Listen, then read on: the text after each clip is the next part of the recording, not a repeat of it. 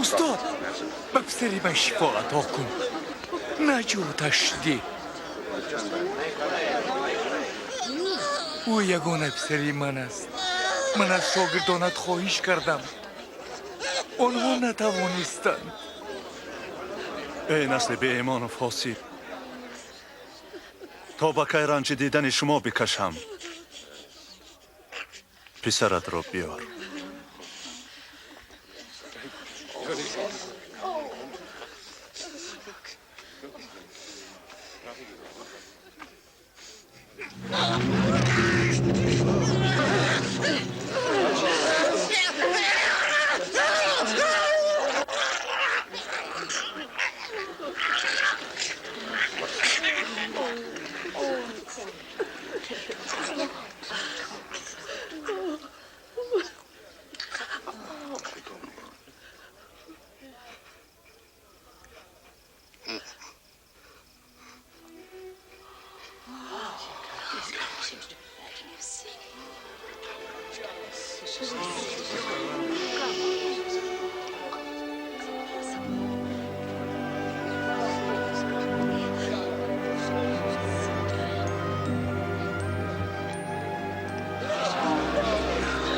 حتی زخم رویش تازه شد.